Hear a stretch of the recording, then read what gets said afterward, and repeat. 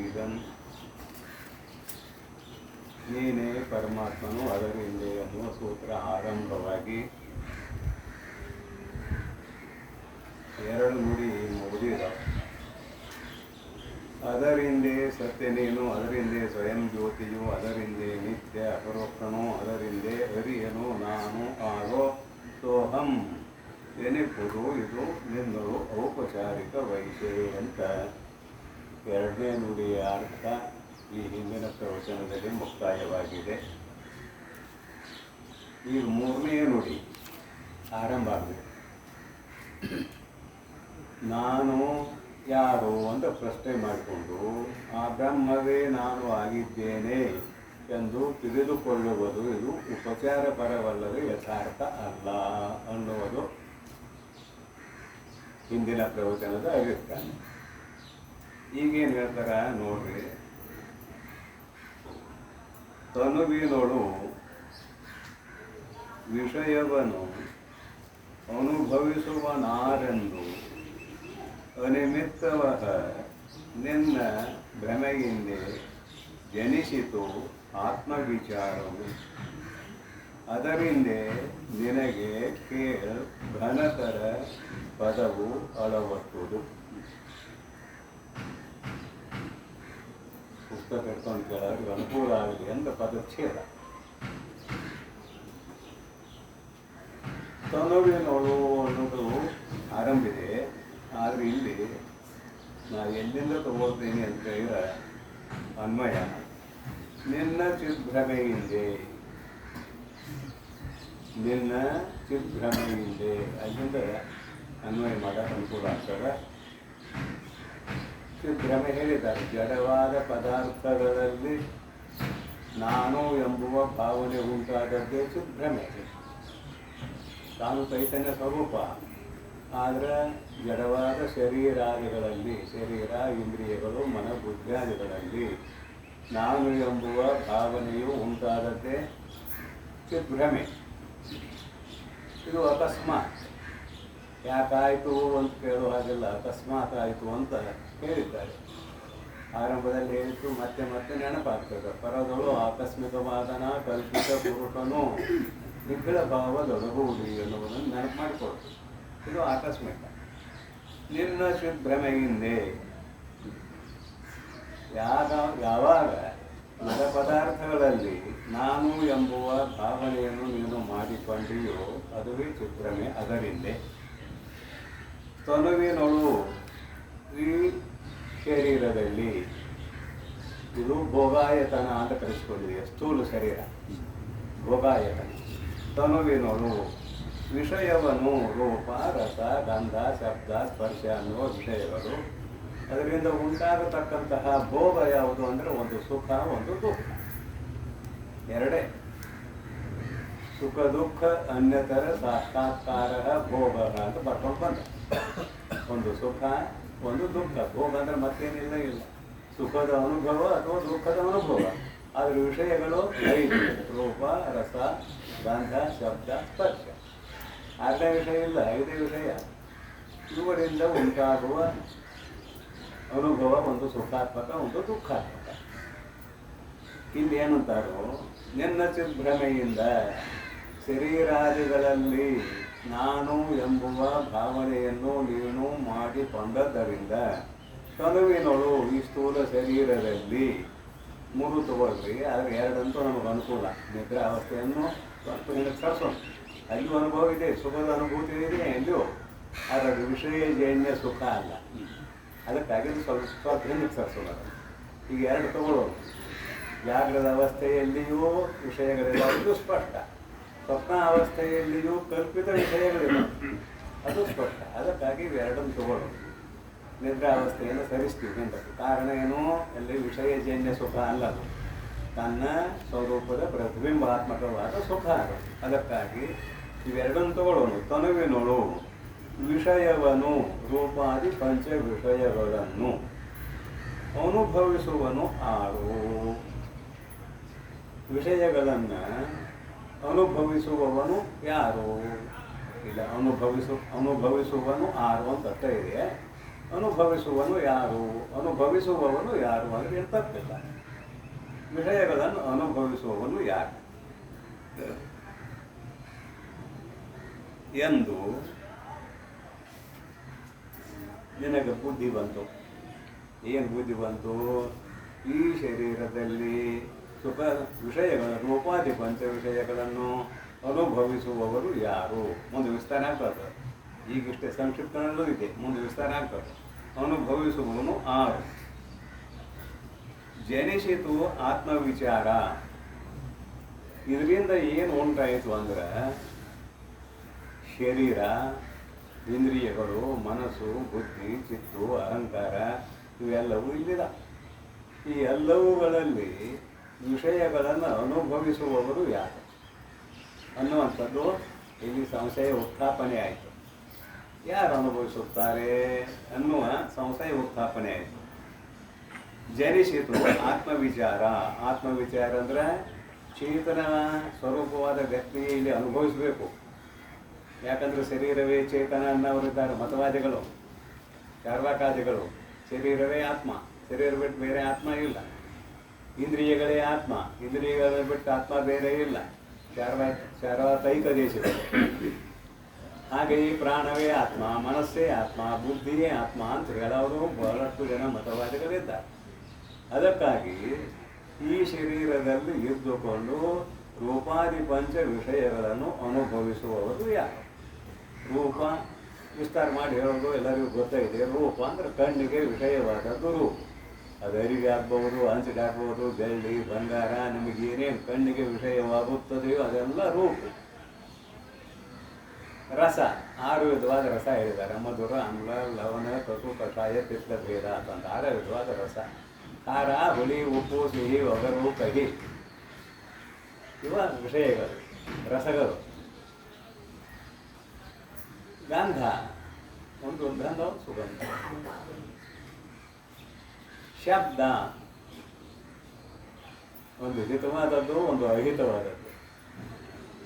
ಸ್ತುತಿ ಮಾಡಿದರೆ ಹಿತ, ಬೈದರೆ ಅಹಿತ. ಮತ್ತೆ ಸ್ಪರ್ಶ, ಅದಂತೂ ಎಲ್ಲರಿಗೂ ಗೊತ್ತಿರುವಂಥದ್ದು. ಸ್ಪರ್ಶ ಸುಖ ವಿಷಯ, ಸ್ಪರ್ಶ. ಈ 5 ವಿಷಯಗಳನ್ನು ಅನುಭವಿಸುವವರು ಯಾರು? ಮೊದಲೇ ಹೇಳಿದಂತೆ ಮತವಾದಿಗಳು ಶರೀರವೇ ಅನುಭವಿಸ್ತದಂತವರು ಕೆಲವು ಜನ. ಇಲ್ಲ, ಇಲ್ಲಿ ಪ್ರಾಣವೇ ಮುಖ್ಯ, ಪ್ರಾಣ ಇದ್ರಣ ಈ ಶರೀರದ ವ್ಯವಹಾರ, ಪ್ರಾಣ ಇಲ್ಲ ಅಂದ್ರೆ ಶರೀರದ ವ್ಯವಹಾರ ಇಲ್ಲ, ಅದಕ್ಕಾಗಿ ಪ್ರಾಣವೇ ಅನುಭವಿಸುತ್ತದೆ ಅನ್ನೋರು ಇವರು ಪ್ರಾಣೋಪಾಸಕರು. ಅದರ ಎಂದು ಹೋಗ್ತಾರೆ.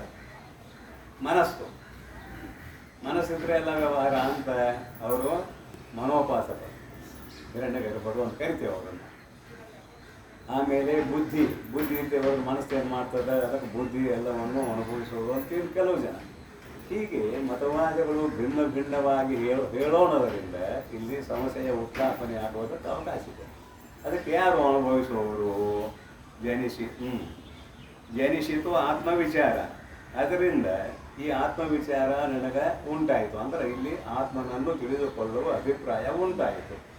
ಅದರಿಂದ ಕೇಳು. ಅದರಿಂದ ಅಲ್ಲಿ ನಿಲ್ಲಿಸೋಣ. ಅದನ್ನು ಕೇಳು, ಏಕಾಗ್ರವಾಗಿ ಕೇಳುವಂಥ ಅರ್ಥ. ಅದರಿಂದ ಮತ್ತೆ ನನ್ನ ಹೇಳಬೇಕಾಗಿಲ್ಲ. ಕೇಳಕ್ಕೆ ಕೊಡ್ತಿದ್ದಾಳೆ ಕರೆ, ಎಲ್ಲೆಲ್ಲೋ ಮನಸ್ಸು ಹೋಗ್ತಿರ್ತದೆ, ಏನೇನೋ ಆಗ್ತಿರ್ತದೆ. ಕೇಳು. ನಿನಗೆ ಇಷ್ಟು ವಿಚಾರಣೆ ಮಾಡಿದೆಯಲ್ಲ, ಈ ಶರೀರದಲ್ಲಿ ಇದ್ದುಕೊಂಡು ವಿಷಯಗಳನ್ನು ಅನುಭವಿಸುವವರು ಯಾರು ಅಂತ ಏನು ನನಗೆ ವಿಚಾರ ಉತ್ಥಾಪನೆ ಆಗಿದೆಯಲ್ಲ, ಇದರಿಂದ ಏನು ಅಂತ ಕೇಳಿದರೆ ನಿನಗೆ ಘನತರ ಪದವು ಅಳವಟ್ಟುದು. ನಿನಗೆ ಘನತರ ಶ್ರೇಷ್ಠವಾದ ಸ್ವರೂಪವು, ಪದವು ಅಂದರೆ ಸ್ವರೂಪವು ಅಳವಟ್ಟುದು. ನಿನಗೆ ಶ್ರೇಷ್ಠವಾದ ಸ್ವರೂಪದ ಪ್ರಾಪ್ತಿಯು ಆಗುತ್ತದೆ ಅಲ್ಲ, ಆಗಿದೆ. ಮೊದಲೇ ಇದೆ ಅದ ಘನತರ ಪದವು ಅಳವಟ್ಟುದು. ಇದ್ರ ವ್ಯಾಖ್ಯಾನ ಮುಂದೆ ಬರ್ತದೆ, ನೋಡೋಣ. ಶಬ್ದಾರ್ಥನ ಅಷ್ಟ ಇದೆ ಇದು ಮುಖ್ಯವಾಗಿ. ಮುಂದೆ ನೋಡ್ರಿ. ತನುವೋ ಬುದ್ಧೀಂದ್ರಿಯ ನಿಜಯವೋ ಬಳಿಕಲ್ಲು ಆ ಮನವೋ ಮೇನ್ ಅರಿವ ಚಿದಾತ್ಮನೋ ವನಿತೆ ಕೇಳ ಕೋಹಂ ಎನಿಪ ಬಗೆ ಬಿಡಿದು ನೀನು ಅನಿತು ಚಿದ್ಭ್ರಮೆಯೈಷೆ ನಿಜವಲ್ಲ. ಅಲ್ಲಿ ಏನದು ನೀನು ನೀ ಬಗೆಯು ನೀನು ಅನಿತು ಪದಚ್ಛೇದ ನೀನು ಮಾಡಿದ್ದೇನೆ ಎರಡು ಪೆರಳು ಕೊಡ್ತಾ ಇಲ್ಲ. ನೀನು ಅನಿತು ಚಿದ್ಭ್ರಮೆಯೈಷೆ ನಿಜವಲ್ಲ. ನೋಡ್ರಿ ಮೇಲಿನ ನುಡಿಯಲ್ಲಿ ಏನು ಆತ್ಮವಿಚಾರ ಅಂದ್ರು, ಈ ಶರೀರದಲ್ಲಿ ಇದ್ದುಕೊಂಡು ರೂಪಾದಿ ಪಂಚ ವಿಷಯಗಳನ್ನು ಅನುಭವಿಸುವವರು ಆರು. ಹಿಂದಿನ ನುಡಿಯ ವಿಚಾರ ರೂಪಾದಿ ಪಂಚ ವಿಷಯಗಳನ್ನು ಅನುಭವಿಸುವುದಕ್ಕೆ ಒಬ್ಬ ಚೇತನ ವ್ಯಕ್ತಿ ಬೇಕು. ಆ ಚೇತನ ವ್ಯಕ್ತಿ ಬಗ್ಗೆ ಈಗ ಮಾತಾಡಿದ್ವಿ. ಶರೀರವೇ ಚೇತನ ಅನ್ನೋರಿದ್ದಾರೆ, ಇಂದ್ರಿಯಗಳೇ ಚೇತನ ಅನ್ನೋರಿದ್ದಾರೆ ಅಂತ ಮಾತಾಡಿದ್ದೀವಿ. ಅದನ್ನ ಇಟ್ಕೊಂಡು ಇಲ್ಲಿ ಬರೀತಾರೆ ನೋಡ್ರಿ. ತನುವೋ ವಿಷಯಗಳನ್ನು ಅನುಭವಿಸುವಂಥದ್ದು ಚಾರ್ವಾಕರು ಹೇಳುವಂತೆ ಈ ಶರೀರವೋ, ತನುವೋ ಸ್ಥೂಲ ಶರೀರವೋ, ಚಾರ್ವಾಕನ ಮತ. ತನುವೋ ಶರೀರವೋ, ಇನ್ನು ಚಾರ್ವಾಕ ಐಕದೇಶಿ, ಇಂದ್ರಿಯಗಳೇ ಆತ್ಮ ಅಂತ ನಾವು. ಬುದ್ಧೀಂದ್ರಿಯ ನಿಚಯವೋ ಪಂಚ ಜ್ಞಾನೇಂದ್ರಿಯಗಳು. ಬುದ್ಧೀಂದ್ರಿಯಗಳು ಅಂದರೆ ಪಂಚ ಜ್ಞಾನೇಂದ್ರಿಯಗಳು. ಈ ಪಂಚ ಜ್ಞಾನೇಂದ್ರಿಯಗಳ ಸಮೂಹವು ವಿಷಯಗಳನ್ನು ಅನುಭವಿಸುತ್ತವೆಯೋ? ಏನಿದೆ ಶಾಸ್ತ್ರ ಅಂತ ಕೇಳಿದ್ದಾರೆ. ಕಣ್ಣು ನೋಡದೆ ಹೋದರೆ ಈ ಶರೀರಕ್ಕೆ ಅನುಭವಿಸ್ಲಿಕ್ಕೆ ಬರ್ತದೆ ಏನಾದರೂ ಬರೋದಿಲ್ಲ. ಅಂದ್ರೆ ಇಂದ್ರಿಯಗಳು ಬೇಕು. ಈ ಶರೀರ ಇದು ಬೇಕು, ಬರೀ ಇಂದ್ರಿಯಗಳಿದಾವು, ಶರೀರ ಇಲ್ಲ. ಅನುಭವಿಸ್ಲಿಕ್ಕೆ ಆಗ್ತದೆ ಏನಾದರೆ ಆಗೋದಿಲ್ಲ. ಅನುಭವಿಸೋದು ಬೇಕು ಅಂದರೆ ಇವೆಲ್ಲ ಬೇಕು ಒಂದಕ್ಕೊಂದು. ಇದು ಒಂದು ಸಾಕಳಿ ಇದ್ದ ಹಾಗೆ, ಒಂದಕ್ಕೊಂದು ಸಂಬಂಧ ಆಯಿತು. ಇದರ ಪ್ರಧಾನ ಯಾವುದು ಬಂದದ್ದೇನೋ ಇವೆಲ್ಲ ಬೇಕು. ಇದರಲ್ಲಿ ಮುಖ್ಯವಾಗಿ ವಿಷಯಗಳನ್ನು ಅನುಭವಿಸುವವರು ಯಾರು? ಕೇಳಕತ್ತಾರೆ. ತನುವೋ 25 ತತ್ವಾತ್ಮಕವಾದ ಸ್ಥೂಲ ಶರೀರವೋ ತನುವೋ. ಆಮೇಲೆ ಬುದ್ಧೀಂದ್ರಿಯ ನಿಚಯವೋ ಸಮೂಹ. ನಿಚಯ ಅಂದರೆ ಸಮೂಹ. ಪಂಚ ಜ್ಞಾನೇಂದ್ರಿಯಗಳ ಸಮೂಹವೇ ಆತ್ಮಾನವರಿದ್ದಾರೆ ಅಂತ ಹೇಳಿದಿನಲ್ಲ. ಆ ಇಂದ್ರಿಯಗಳು ಅನುಭವಿಸುತ್ತವೆಯೋ ವಿಷಯಗಳನ್ನು. ಬಲಿಕಲ್ ಆ ಮನವೋ. ಇನ್ನು ಕೆಲವು ಜನರು ಮನಸ್ಸೇ ಆತ್ಮ ಅಂತ ಹೇಳೋದಿದ್ದಾರೆ. ಮನ ಏವ ಮುಖ್ಯಾಣ ಕಾರಣಂ ಬಂಧ ಮೋಕ್ಷ ಯೋಗೋ ಅನ್ನೋದನ್ನು ನೆನಪು ಮಾಡ್ತಾರೆ ಅವರು. ಮನಸ್ಸೇ ಆತ್ಮ. ಹಾಗಾದ್ರೆ ಮನಸ್ಸು ಇಲ್ಲಿ ವಿಷಯಗಳನ್ನು ಅನುಭವಿಸುತ್ತಿದೆಯೋ? ಹಂಗಂದ್ರೇನು ಒಂದು ಸುಖ ಒಂದು ದುಃಖದ ಅನುಭವ, ಮತ್ತೇನಲ್ಲ. ವಿಷಯಗಳಿಂದ ಉಂಟಾಗುವುದು ಒಂದು ಸುಖ ಒಂದು ದುಃಖ. ವಿಷಯಗಳನ್ನು ಅನುಭವಿಸುವುದು ಅಂದ್ರೇನು? ನೋಡುವುದು, ಹೇಳುವುದು, ಕೇಳುವುದು, ಊಟ ಮಾಡೋದು, ಸ್ಪರ್ಶಿಸುವುದು ವಿಷಯಗಳು. ಇವುಗಳಿಂದ ಉಂಟಾಗೋದು ಏನು ಅಂತ ಹೇಳಿದರೆ ಭೋಗ, ಒಂದು ಸುಖ ಒಂದು ದುಃಖ. ಇದು ಯಾರಿಗೆ ಸಂಬಂಧಪಡ್ತದೆ? ಮನವು ಮೇನ್ ಅರಿವ ಚಿದಾತ್ಮನೋ ಅಥವಾ ಜೀವಾತ್ಮನೋ? ಬರೀ ಜೀವಾತ್ಮ ಇದ್ರೆ ಅನುಭವಿಸ್ಲಿಕ್ಕೆ ಬರ್ತದೆ ಏನಂದ್ರೆ ಮೊದಲೇ ಹೇಳಿದಂತೆ ಕಣ್ಣು ನೋಡಿದಾಗ, ಕಾಲುಗಳಾದಾಗ, ಕೈಗಳನ್ನು ಹಿಡ್ಕೊಂಡಾಗ ವಿಷಯಗಳು ಬರ್ತಾವೆ ನಮ್ಮ ಹತ್ತಿರ. ಏನು ತಾವು ಬರ್ತವೆ? ನಾವು ಬರುವುದಿಲ್ಲ. ಇಲ್ಲಿ ಕೇವಲ ಜೀವಾತ್ಮನೋ ಅನುಭವಿಸುವವನು ಜೀವಾತ್ಮನೋ ಅನ್ನುವಂತಹ ಪ್ರಶ್ನೆ ಉಂಟಾಯಿತು. ಜೀವಾತ್ಮನೋ ವನಿತೆ ಕೇಳು. ಎಲೈ ಮೈತ್ರೇಯಿಯೇ ನೀನು ಕೇಳು. ನೀನು ಒಂದು ಮುಂದೆ ದೂರಿದೆ ಅಂತ ಶಬ್ದ. ನೀನು ಕೇಳು. ಅಲ್ಲಿ ಶಬ್ದ ಇಲ್ಲ ನಿಮ್ಮ ಹತ್ತಿರ. ವನಿತೆ ಇನ್ನೂ ಅಲ್ಲಿ ಇಲ್ಲ. ಬಗೆ ಬಿಡಿದು ನೀನು ಅನಿತು ಅನ್ನುವಲ್ಲಿ ಇದೆ. ನೀನು ಅನಿತು, ನೀನು ಕೇಳು, ಏಕಾಗ್ರವಾಗಿ ಕೇಳು. ಕಹ ಅಹಂ ಎನಿಪ ಬಗೆ ಬಿಡಿದು. ಅಹಂ ಕಹ ನೋಡ್ರಿ, ಸಂಸ್ಕೃತ ಶಬ್ದನ ಹಾಕಿದ್ದಾರೆ. ಸೋಹಂ ಅನ್ನೋದು ಕಹ ಅಹಂ ಅಂತ ಪದಚ್ಛೇದ ಮಾಡಿದಾಗ ಆಗ್ತದೆ. ಕಹ ಕಹ ಅಂದ್ರೆ ಅಹಂ ಅಂದ್ರೆ ಎರಡು ಶಬ್ದ ಇದಾವೆ. ಅಹಂ ನಾನು, ಕಹ ಯಾರು. ನಾನು ಅಂದರೆ ಯಾರು? ಅಹಂ ಕಹ ಎಂದ ಮುಂದೆ ಅನ್ವಯ ಅದು. ಓ ಅಹಂ ಅನ್ನೋದು ಅಹಂ ಕಹ ನಾನು ಯಾರು. ಎನಿಪ ಬಗೆ ಬಿಡಿದು ಈ ಭಾವನೆಯನ್ನು ಮಾಡಿಕೊಂಡು, ಅಂದರೆ ನಾನು ಯಾರು ಎಂಬುವ ಭಾವನೆಯನ್ನು ಮಾಡಿಕೊಂಡು ನೀನು ವ್ಯವಹಾರದಲ್ಲಿ ತೊಡಗಿದ್ದೀಯಲ್ಲ, ಅಂದರೆ ನಿನ್ನನ್ನು ನೀನು ತಿಳಿದುಕೊಳ್ಳುವುದಕ್ಕಾಗಲಿ ಅಥವಾ ಈ ಶರೀರದಲ್ಲಿದ್ದು ಸುಖವನ್ನು ಅನುಭವಿಸುವವನು ಯಾರು, ದುಃಖವನ್ನು ಅನುಭವಿಸುವವನು ಯಾರು ಅನ್ನುವುದನ್ನು ತಿಳಿದುಕೊಳ್ಳುವುದಕ್ಕಾಗಿ ಪ್ರಯತ್ನವನ್ನು ಮಾಡುತ್ತಲೇ ಇದೆಯಲ್ಲ. ಇಂತಹ ನೀನು ಘನಪದ ಒಳವಟ್ಟುದು ನಿನಗೆ ದೊಡ್ಡ ಸ್ಥಾನವು ಪ್ರಾಪ್ತಿಯಾಗಿದೆ. ಏನಿದ್ರ ಅರ್ಥ ಅಂದರೆ ಏನು ಮಾಡಲಿಕ್ಕೆ ಬಂದಿದ್ದಿ ಅದನ್ನು ಮಾಡುವುದರಲ್ಲಿ ತೊಡಗಿದ್ದಿ ಅಂತಿದ್ರ ಅರ್ಥ. ಈ ಶರೀರವನ್ನು ತೊಟ್ಟುಕೊಂಡು ನೀನು ಏನು ಮಾಡುವುದಕ್ಕಾಗಿ ಧರೆಗೆ ಬಂದಿದ್ದೀಯೋ ಆ ಮಾರ್ಗದಲ್ಲಿ ನಿನ್ನನ್ನು ತೊಡಗಿಸಿಕೊಂಡದ್ದರಿಂದ ನೀನು ದೊಡ್ಡವಳು ಅನ್ನುವ ಅಭಿಪ್ರಾಯ. ಘನಪದವು ಅಳವಟ್ಟುದು ಅಂದರೆ ನೀನು ದೊಡ್ಡವಳು. ಯಾಕೆ ಏನು ಮಾಡಕ್ಕೆ ಬಂದಿದ್ದೇವೆಯೋ ಅದನ್ನು ಮಾಡುವುದು ಅವಳ ಸ್ವಭಾವ ಆಗಿದೆ. ಇನ್ನು ಉಳಿದವ್ರದೆಲ್ಲ ಏನಾಗಿದೆ ಅಂದರೆ ಹೊರಮುಖ ಆಗಿದೆ.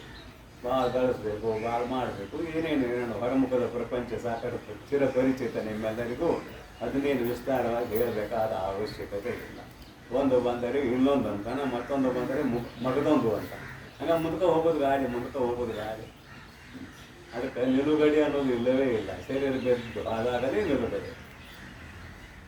ಆದರೆ ಇಲ್ಲಿ ಮೈತ್ರೇಯಿ ಏನು ಮಾಡಿದರು, ಏನೆಲ್ಲ ಆಸ್ತಿ ತನ್ನ ಪಾಲಿಗೆ ಬಂದರೂ ಕೂಡ ಎಲ್ಲವನ್ನೂ ತ್ಯಾಗ ಮಾಡಿ ತನ್ನನ್ನು ಅಥವಾ ಆತ್ಮನನ್ನು ತಿಳಿದುಕೊಳ್ಳುವ ಪ್ರಯತ್ನವನ್ನು ಮಾಡುವವಳು. ಆದ್ದರಿಂದ ಆಕೆಗೆ ಘನಪದವು ಅಳವಟ್ಟುದು ಅನ್ನೋದು ಒಂದು ಕಡೆ ಆಗುವಂತಹ ವಿಷಯ. ಇದರಲ್ಲಿ ಏನು ತಿಳ್ಕೊಳ್ಳೋಕೆ ಹೊಂಟಿದೆಯಲ್ಲ, ಈ ಶರೀರದಲ್ಲಿ ಇದ್ದುಕೊಂಡು ವಿಷಯಗಳಿಂದ ಉಂಟಾಗುವ ಸುಖ ದುಃಖಗಳನ್ನು ಅನುಭವಿಸುವವರು ಯಾರು ಅಂತ ನಿನಗೆ ನೀನು ಪ್ರಶ್ನೆಯನ್ನು ಮಾಡಿಕೊಂಡು, ನಾನು ಅಂದರೆ ಯಾರು ಅದು ಒಂದು ಪ್ರಶ್ನೆ, ಅದನ್ನು ನೀನು ಮಾಡಿಕೊಂಡು ಪ್ರಯತ್ನ ಮಾಡ್ತಾ ಇದೆಯಲ್ಲ, ಇದೆಲ್ಲವೂ ಅನಿತ್ಯವಾದದ್ದು ಅಂತ ಮಾತಾಡಿಲ್ಲ. ಅನಿತು ಚಿದ್ಭ್ರಮೆ ಐಸೆ, ಅನಿತು ಚಿದ್ಭ್ರಮೆ ಐಸೆ ನಿಜವಲ್ಲ. ಇದೆಲ್ಲವೂ ನಿನ್ನ ಚೈತನ್ಯದ ಭ್ರಮೆ. ಹಿಂಗೆ ಯಾಕಂದ್ರು ಇರುವುದು ಒಂದು ಆತ್ಮತತ್ವ, ಇರುವುದು ಒಂದೇ ಒಂದು ಆತ್ಮತತ್ವ. ಏಕಂ ಏವ ಅದ್ವಿತೀಯಂ. ಉಪನಿಷತ್ ಹೇಳ್ತದ, ಏಕಂ ಏವ ಅದ್ವಿತೀಯಂ, ಒಂದೇ ಆತ್ಮತತ್ವ. ನೇಹ ನಾನಾಸ್ತಿ ಕಿಂಚನ, ಅನೇಕತ್ವ ಅನ್ನೋದು ಇಲ್ಲವೇ ಇಲ್ಲ ನಿನ್ನ ಸ್ವರೂಪದಲ್ಲಿ. ನನ್ನೆ ಬಂದಿತ್ತಲ್ಲ, ನಿದ್ರಾ ಅವಸ್ಥೆಯಲ್ಲಿ ಎಷ್ಟು ಮಂದಿ ಇದ್ರಿ ಅನ್ನುವ ಪ್ರಶ್ನೆ ಬಂದಿತ್ತಲ್ಲ ನನ್ನೆ. ದೊಡ್ಡ ಕುಟುಂಬ ನಂಬುದು ಅಂದವನೂ ಕೂಡ ನಿದ್ರಾ ಅವಸ್ಥೆಯಲ್ಲಿ ಒಬ್ಬನೇ ಇರುತ್ತಾನೆ. ಅದು ಯಾವುದೋ ಒಂದು ದೊಡ್ಡ ಕುಟುಂಬ ಹೇಳ್ತಾರೆ, ಲೋಕೂರು 400 ಮೆಂಬರ್ಸ್ ಇದ್ದಾರೆ, 400 ಜನ ಮೆಂಬರ್ಸ್. ಊರ ಅವ್ರದ್ದು ಮತ್ತೇನು ನೋಡ್ರಿ, ಏಕಾಭಿಪ್ರಾಯದಿಂದ ನಡ್ತಾರೆ. ಇನ್ನೂ 400 ಜನ ಇದ್ರು ಏಕಾಭಿಪ್ರಾಯದಿಂದ ನಡೆಸ್ತಾರೆ. ಆಗಲಿ ಭಾಳ ದೊಡ್ಡ ಕುಟುಂಬಸ್ಥ ಅಂತ ಇಟ್ಟುಕೊಳ್ಳೋಣ. ಏನೋ ಒಬ್ಬರು ಬರ್ದದ್ದನ್ನು ಓದಿದ್ದು 70 ಮಂದಿ ಹಿರಿಯರು ಇದ್ದಾರೆ. ಮನೆಯ ಜವಾಬ್ದಾರಿಯನ್ನು ಹೊತ್ತುಕೊಂಡು ನಡೆಸುವವರು 70 ಮಂದಿ, ಮೆಂಬರ್ಸ 400. ಆಗಲಿಪ್ಪ, ಇಷ್ಟೆಲ್ಲ ದೊಡ್ಡ ಕುಟುಂಬದ ಮುಖ್ಯಸ್ಥ ಮಲಗಿರ, ಗಾಢವಾದ ನಿದ್ರೆ ಹತ್ತಿದೆ. ಎಷ್ಟು ಮಂದಿ ಇದ್ರಾಗ? ಒಬ್ಬನೇ ಒಬ್ಬ. ಅಲ್ಲಿ ಹೆಣ್ರಿಲ್ಲ, ಮಕ್ಕಳಿಲ್ಲ, ಬಂಧು ಬಾಂಧವರಿಲ್ಲ, ಮನೆ ಇಲ್ಲ, ಹೊಲ ಇಲ್ಲ, ಏನೂ ಇಲ್ಲ. ದೈನಂದಿನ ಜೀವನದ ಅನುಭವ ಇದೆ. ಆದರೂ ಕೂಡ ಇದು ಸತ್ಯ ಅನ್ನುವ ಬುದ್ಧಿಯನ್ನು ಹೊರಮುಖ ಆದವರೇ 100ಕ್ಕೆ 99 ಅಲ್ಲ, 1,00,000ಕ್ಕೆ ಒಬ್ಬ ಯಾವನು ಈ ಕಡೆ ಮುಖ. ಮನುಷ್ಯಾನಾಂ ಸಹಸ್ರೇಶು ಕಶ್ಚಿತ್ ಯತತಿ ಸಿದ್ಧಯೇ ಅಂತ ಗೀತಾಚಾರ್ಯ. ಕೋಟಿ ಜನರ ಮಧ್ಯದಲ್ಲಿ ಯಾವನೋ ಒಬ್ಬ ಈ ಕಡೆ ಬರ್ತಾನೆ. ಶರಣರು ಹೇಳ್ತಾರೆ, 1,00,000ಕ್ಕೊಬ್ಬ ಶರಣ, 1,000ಕ್ಕೊಬ್ಬ ಸತ್ಯ. ಅವನು 1,00,000ಕ್ಕೊಬ್ಬ ಶರಣ ಅಂತ ಅವ್ರು ಹೇಳ್ತಾರೆ. ಅಂತೂ ನಮಗೆ ಬೇಕಾದದ್ದು ಏನಪ್ಪ ಅಂತ ಹೇಳಿ ಅದು ಮೈತ್ರಿ ಅಂತರ್ಮುಖ ಆಯ್ತು. ಅದಕ್ಕಾಗಿ ಘನಪದವು ಅಳವಟ್ಟುದು ಅನ್ನುವ ಮಾತು 100ಕ್ಕೆ 100ರಷ್ಟು ಹೊಂದುಗಡೆ ಆಗುತ್ತದೆ ಅಂತ ಇಲ್ಲಿ ಮುಖ್ಯವಾದ ಅಭಿಪ್ರಾಯವನ್ನು ಇಟ್ಟುಕೊಂಡ ವಿಚಾರ ಮಾಡಕತ್ತಾರೆ. ಇದೆಲ್ಲವೂ ಏನ, ಈ ರೂಪ, ರಸ, ಗಂಧ, ಶಬ್ದ, ಸ್ಪರ್ಶ ಅನ್ನುವ ಪಂಚ ವಿಷಯಗಳು. ಇವುಗಳನ್ನು ಅನುಭವಿಸುವವರು ಯಾರು? ಈ ಶರೀರವೋ, ಇಂದ್ರಿಯಗಳು, ಮನಸ್ಸೋ, ಪ್ರಾಣೋ, ಬುದ್ಧಿಯೋ, ಚಿತ್ತೋ, ಅಹಂಕಾರೋ, ಯಾರು ಇದನ್ನು ಅನುಭವಿಸುವವರು? ಏನು ಜೀವಾತ್ಮನೋ? ಇದೆಲ್ಲವನ್ನು ಏನು ನೀನು ಇಲ್ಲಿಯವರೆಗೆ ತಿಳಿದುಕೊಂಡಿದ್ದೀಯಲ್ಲ, ಇದು ಯಾವುದು ಯಥಾರ್ಥವಾದುದು? ನಿನ್ನ ಚಿತ್ರಮೇ, ನಿನ್ನ ತಪ್ಪು ತಿಳುವಳಿಕೆಯಿಂದ ನೀನೇ ಕಲ್ಪಿಸಿಕೊಂಡಿದ್ದೀಯ ಇದೆಲ್ಲವನ್ನು. ಇದಕ್ಕೆ ಅಸ್ತಿತ್ವವೂ ಇಲ್ಲ. ಹೀಗಿರಿದ್ರಿಂದ ಜಗತ್ತಿಗೆ ಅಸ್ತಿತ್ವವೂ ಇಲ್ಲ. ನಿನ್ನ ಸ್ವರೂಪಕ್ಕೆ ಮಾತ್ರ, ನಿನಗೆ ಮಾತ್ರ ಅಸ್ತಿತ್ವವೂ ಇದೆ. ಜಗತ್ತಿಗೆ ಅಸ್ತಿತ್ವ ಇಲ್ಲ ಆದ ಮೇಲೆ ಮೈತ್ರೇಯ ಶರೀರಕ್ಕೂ ಅಸ್ತಿತ್ವ ಇಲ್ಲ ಅಂತ ಅದರ ಅರ್ಥ. ಹೇಳುವ ಯಾಜ್ಞವಲ್ಕ್ಯರ ಶರೀರಕ್ಕೂ ಅಸ್ತಿತ್ವ ಇಲ್ಲ. ಮತ್ತು ಅಸ್ತಿತ್ವ ಇರುವುದು ಯಾವುದಕ್ಕೆ? ಅದಕ್ಕೆ ಹಾಕೊಂಡ ಚೈತನ್ಯ. ಇನ್ನು ಉಳಿದದ್ದೆಲ್ಲವೂ ತಪ್ಪು ಕಲ್ಪನೆ. ಅದನ್ನು ಕೊನೆ ನುಡಿಯಲ್ಲಿ ಬರೆದು ಅನಿತು ಚಿದ್ಭ್ರಮೆ ಐಷೆ. ಇದೆಲ್ಲವೂ ನೀನು ಹೇಳ್ಕೊಂಡು ಬಂದಿಲ್ಲ, ಇದೆಲ್ಲವೂ ಚಿದ್ಭ್ರಮೆ ಐಷೆ, ತಪ್ಪು ತಿಳುವಳಿಕೆ, ಚೈತನ್ಯದ ಭ್ರಮೆ, ನಿಜವಲ್ಲ. ಇದು ಯೋಗ್ಯವ ಯಥಾರ್ಥವಾದದ್ದು ಅಲ್ಲ. ನಿಜವಲ್ಲ ಅಂದರೆ ಯಥಾರ್ಥವಾದದ್ದು ಅಲ್ಲ. ತೋರುವುದೆಲ್ಲವೂ ಸತ್ಯವಲ್ಲ. ಯದೃಷ್ಟಂ ತನ್ನಷ್ಟಂ ಅಂತ ಅಂತೆ ಇದೆಲ್ಲ ಪ್ರಸಿದ್ಧವಾದ ವಾಕ್ಯ. ಯದೃಶ್ಯತೆ ತನ್ನಶ್ಯತಿ. ಯಾವುದು ಕಂಡು ಬರುತ್ತದೆಯೋ ಅದು ಇರುವುದಿಲ್ಲ. ಶಾಸ್ತ್ರ ನೋಡ್ರಿ, ಲೋಕದ ವ್ಯವಹಾರಕ್ಕೂ ಶಾಸ್ತ್ರದ ವಿಷಯಕ್ಕೂ ಪೂರ್ವಾಪರ. ಒಂದು ಲೋಕದ ವ್ಯವಹಾರ ಪೂರ್ವವಾದ್ರೆ ಶಾಸ್ತ್ರ ಪಶ್ಚಿಮ, ಶಾಸ್ತ್ರ ಪೂರ್ವಾದ್ರೆ ಲೋಕದ ವ್ಯವಹಾರ ಪಶ್ಚಿಮ. ಯಾಕೆ ಅಲ್ರಿ? ತೋರುವುದೆಲ್ಲ ಸುಳ್ಳು ಅಂತೇಳಿ, ತೋರುವುದು ಎಲ್ಲವೂ ಸುಳ್ಳು ಅಂತೇಳಿ, ತೋರದೇ ಇರುವುದು ಸತ್ಯ ಅಂತೇಳಿ. ಹೆಂಗೆ ನಂಬುದು ಇದನ್ನ? ದೃಶ್ಯತೆ ತನ್ನಶ್ಯತೆ ಅಂದ್ರಿ, ತೋರುವುದೆಲ್ಲ ಸುಳ್ಳು ಅಂದ್ರಿ. ಇದ್ದದ್ದು ತೋರ್ಬತ್ತೆ ನಂಗಾರ. ಇದು ತೋರುವುದೆಲ್ಲ ಸುಳ್ಳು ಅಂದ್ರಿ, ಮತ್ತು ತೋರುವುದು ಯಾವುದು? ತೋರುವುದು ಯಾವುದು ಇಲ್ಲ. ನಿನ್ನ ಬಿಟ್ಟು ತೋರುವುದು ಯಾವುದೂ ಇಲ್ಲವೇ ಇಲ್ಲ. ನಿನಗೆ ನೀ ಯಾರ ತೋರ್ತೀಯೇನೋ ಆತ್ಮಾಶ್ರಯ ತೋರಿಸ್ಬರ್ತದೆ. ಇದು ಬರೀ ಅನುಭವ ಅಷ್ಟೇ. ಅನುಭವಕ್ಕೆ ಮಾತ್ರ ವೇದ್ಯ. ತನ್ನ ಸ್ವರೂಪ ತನಗೆ ತನ್ನ ಅನುಭವದಿಂದ ಮಾತ್ರ ತಿಳಿಲಿಕ್ಕೆ ಸಾಧ್ಯ. ಅದ್ರ ಎದುರಿಟ್ಟು ನೋಡುವುದಲ್ಲ, ಎದುರಿಟ್ಟು ನೋಡ್ಲಿಕ್ಕೆ ಬರೋದೂ ಇಲ್ಲ. ಜೀವ ಚೇತನ ಹೇಗಿದೆಯಪ್ಪ? ಜೀವಾತ್ಮನ ಅನ್ನೋದೆಲ್ಲರಿಗೂ ಗೊತ್ತಿದೆ. ಜೀವ ಚೇತನ ಹೇಗಿದೆ ಪ್ರಶ್ನೆ ಮಾಡಿದರೆ ಕಾರ್ಗಾಚೋ, ಕಾಂತಗಾಚೋ, ಗಾಲಗಾಚೋ. ಇದನ್ನ ಮೈತ್ರಿ ಗಾರ್ಗಿ ಕೇಳಿದಾಳ ಬೃಹದಾರಣ್ಯ. ಏನು ಕೇಳ್ಯಾರ ಅಂತ ಕೇಳಿದರೆ, ಈ ಭೂಮಿ ಯಾವುದರಲ್ಲಿ ಓತಪ್ರೋತವಾಗಿದೆ?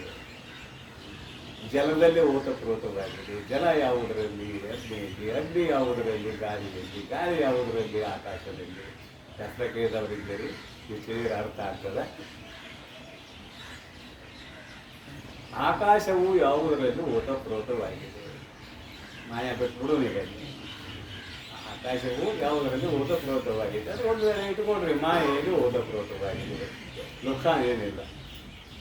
ಮಾಯೆಯು ಯಾವುದರಲ್ಲಿ ಓತಪ್ರೋತವಾಗಿದೆ ಅಂತ ಕೇಳಿದಳು ಗಾರ್ಗಿ. ಅವಾಗ ಯಾಜ್ಞವಲ್ಕ್ಯರು ಹೇಳ್ತಾರೆ, ಅದು ದೀರ್ಘ ಅಲ್ಲ, ಅದು ಹ್ರಸ್ವ ಅಲ್ಲ, ಅದು ಅಣು ಅಲ್ಲ, ಅದು ಮಹತ್ತಲ್ಲ.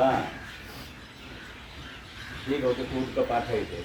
ಹೀಗೆ ಬ್ರಹ್ಮವೇತ್ತರು ಹೇಳುತ್ತಾರೆ ಅಂತಾರೆ. ನಾನು ಹೇಳ್ತೇನೆ ಅಂದಿಲ್ಲ, ಬ್ರಹ್ಮಜ್ಞಾನಿಗಳು ಹೀಗೆ ಹೇಳುತ್ತಾರೆ. ಅದರಲ್ಲಿ ಓತಪ್ರೋತವಾಗಿದೆ ಅಂತ. ಅದು ದೀರ್ಘ ಅಲ್ಲ, ಹ್ರಸ್ವ ಅಲ್ಲ, ಅಣು ಅಲ್ಲ, ಮಹತ್ತಲ್ಲ, ಗುಂಡಗ ಅಲ್ಲ, ಚೌಕ ಅಲ್ಲ. ಹೀಗೆ ಇದೆ ಎಂದು ಹೇಳೋದಕ್ಕೆ ಬರುವುದಿಲ್ಲ ಅಂತ ತತ್ವಜ್ಞಾನಿಗಳು ಹೇಳುತ್ತಾರೆ. ನಾ ಹೇಳೋದಿಲ್ಲ. ಯಾಕೆ ಪ್ರಶ್ನೆ ಮಾಡ್ತೀವಂದ್ರೆ, ಅದನ್ನು ಹೇಳಾಕ ಬರೋದಿಲ್ಲ ಅಂದ್ರೆ ನಿನಗೆ ಗೊತ್ತಿಲ್ಲ ಅಂತ. ಮತ್ತು ಹೇಳಿದೆ ಅಂದರೆ ಶಬ್ದಕ್ಕೆ ವಿಷಯವಲ್ಲದನ್ನು ಹೇಳಿದೆ ಅಂದರೆ ಅದು ತಪ್ಪಾಗ ಅಂತ ಮುಂದೆ ಕಟ್ಟಿ ಹಾಕ್ಬೇಕಂತ ಹೀಗೆ ಮಾಡಿದ್ರು. ಅದಕ್ಕೆ ಯಾಜ್ಞವಲ್ಕ್ಯ ಅಂದರು, ಅದು ದೀರ್ಘ ಅಲ್ಲ, ಹ್ರಸ್ವ ಅಲ್ಲ, ಗುಂಡ್ಗ ಅಲ್ಲ, ಚಪ್ಪಟಿಯಾಗಿ ಇರುವುದು ಅಲ್ಲ ಅಂತ ಅಂದ್ಬಿಟ್ಟು ಉಲ್ಟ ಪಾಠ ಮಾಡ್ತೀವಿ. ಇಲ್ಲಿ ಯಾಕೆ ನಾಟಕ ಮಾಡಿದ್ದೇವೆ ಅಂದರೆ ಆತ್ಮತತ್ವ ಯಾವ ಇಂದ್ರಿಯಗಳಿಗೂ ವಿಷಯವಲ್ಲ, ಮನಬುದ್ಧಿಯಾದಿಗಳಿಗೂ ವಿಷಯವಲ್ಲ. ಮತ್ತು ಯಾವುದಕ್ಕೆ ವಿಷಯ ಅಂದರೆ ನಿನ್ನ ಅನುಭವಕ್ಕೆ ಮಾತ್ರ ವಿಷಯ. ನಾನು ಇದ್ದೇನೆ ಅನ್ನುವುದಕ್ಕೆ ಏನು ಪ್ರಮಾಣ? ನಿಮ್ಮ ವಿಷಯಕ್ಕಾಗಿದ್ದು. ನಾನು ಅಂದರೆ ನನ್ನ ವಿಷಯಕ್ಕಾಗಿ ಅಲ್ಲ. ಪ್ರತಿಯೊಬ್ಬನಿಗೆ ನಾನು ಇದ್ದೇನೆ ಅನ್ನುವ ಅನುಭವ ಬಂದಿದೆಯಲ್ಲ, ಇದಕ್ಕೆ ಏನು ಪ್ರಮಾಣ? ಯಾರು ಹೇಳಿರು? ಯಾರು ಹೇಳಿಲ್ಲ. ನಿಮ್ಮ ಅನುಭವವೇ ಪ್ರಮಾಣ. ಶಾಸ್ತ್ರದ ಮಾತ್ರದ ನಮ್ಮ ಕಡೆ ಕೊಡೋನಿಲ್ಲ. ನಮ್ಮ ಅನುಭವಗಳೇ ಪ್ರಮಾಣ. ನಾನು ಇದ್ದೇನೆಯೋ ಇಲ್ಲವೋ ಒಂದು ಸಂಶಯ ಯಾರ್ಯಾರು ಯಾರಿಗೂ ಬಂದಿಲ್ಲ. ನಾನು ಸ್ವರೂಪ ಏನೋ ಅಂತ ಸಂಶಯ ಬಂದಿರಬಹುದು. ನಾನು ಇದ್ದೇನೆಯೋ ಅಥವಾ ಇಲ್ಲವೋ ಅನ್ನುವ ಸಂಶಯ ಬಂದಿದೆ, ಯಾಕಂದ್ರೆ ಬಂದಿದೆ. ಅಂದರೆ ಇಲ್ಲೇನು ಪ್ರಮಾಣ? ನಿನ್ನ ಅನುಭವವೇ ಪ್ರಮಾಣ, ಬೇರೆ ಪ್ರಮಾಣ ಇಲ್ಲ ಅಂತ ಇದರ ಅರ್ಥ. ಅದಕ್ಕಾಗಿ ಪ್ರಕೃತದಲ್ಲಿ ಆತ್ಮಸ್ವರೂಪ ತನ್ನ ಅನುಭವಕ್ಕೆ ಮಾತ್ರ ಬೇಕಿರಲ್ಲದೆ ಬೇರೆ ಯಾವ ಪ್ರಮಾಣದಿಂದಲೂ ವೇದ್ಯ ಅಲ್ಲ ಅನ್ನೋದು ಮುಖ್ಯವಾದ ವಿಷಯ. ಈ ನುಡಿ ವಿಚಾರ ನೀನು ಒಬ್ಬಳೇ ಇದ್ದೀಯ, ಈ ತೋರುವುದೆಲ್ಲವೂ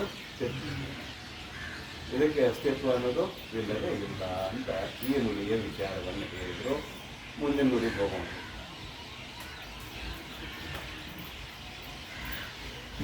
ಆತ್ಮವಿಚಾರ ಅಂದರು. ಯಾರು ಅನುಭವಿಸುವವರು ಅಂತ ಮುಂದಿನ ನುಡಿಯಲ್ಲಿ ಅದ್ರ ವಿಸ್ತಾರ ಮಾಡಿದರು. ಅದರ ಮುಂದಿನ ನುಡಿ 4ನೇ ನುಡಿ. 5ನೇ ನುಡಿ ತಗೊಳ್ರಿ.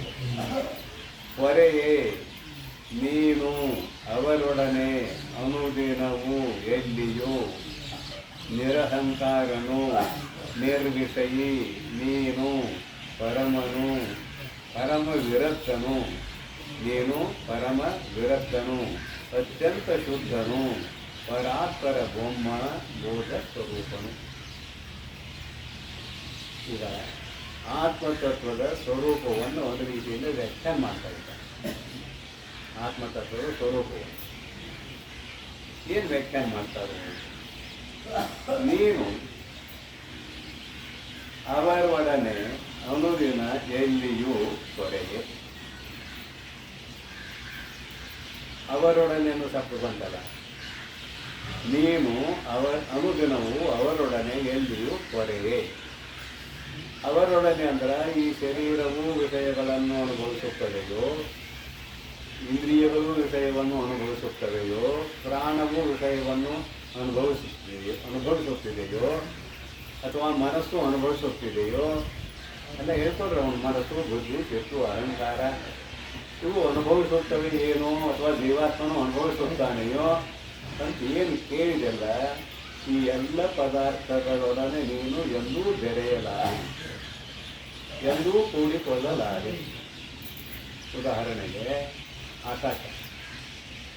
ಆಕಾಶದಲ್ಲಿ ಶುಚಿಯಾದ ಪದಾರ್ಥವೂ ಇದೆ, ಅಶುಚಿಯಾದ ಪದಾರ್ಥವೂ ಇದೆ. ಆದರೆ ಯಾವುದಕ್ಕಾರ ಆಕಾಶ ಬರ್ತದೆ ನಿರ್ಲಿಪ್ತ. ಆಕಾಶಕ್ಕೆ ಮಲಿನತೆ ಇಲ್ಲ, ಮೋಡ ಬಂದಲ್ಲಿ ಮಲಿನತೆ ಇಲ್ಲ, ಗಾಳಿ ಧೂಳು ಅಂದಾಗ ಧೂಳಕ್ಕೂ ಆಕಾಶಕ್ಕೂ ಸಂಬಂಧ ಇಲ್ಲ. ಯಾಕೆ? ಅದು ನಿರವಯವ, ಅವಯವಗಳು ಇಲ್ಲ. ಆದುದರಿಂದ ಆಕಾಶಕ್ಕೆ ಏನು ಮಾಡಲಿಕ್ಕೆ ಆಗೋದಿಲ್ಲ. ಆಕಾಶಕ್ಕೆ ಒಂದಿಷ್ಟು ಬಣ್ಣ ಹಾಕಿದ್ರೆ ಸಾಧ್ಯ ಐತೇನೆ? ನೀರಿನಿಂದ ತೋರಿಸ್ರಿ, ನೈನಂಶನ್ ಬರ್ತಿ ಶಸ್ತ್ರಾಣ ನೈನಂತ ಹತಿಪಾಲಕರಸೆ ನಮ್ಗೆ ಎದೆಯೋ ಪ್ರತಿ ಮಾರುತ ಗೀತೆ ಓದ್ತೀರಿ ಜನರು ಎಲ್ಲರೂ. ಶಸ್ತ್ರಗಳಿಂದ ಕತ್ತರಿಸಲಿಕ್ಕೆ ಆಗುವುದಿಲ್ಲ ಇತ್ಯಾದಿ ವಿವರಣೆ ಇದೆ.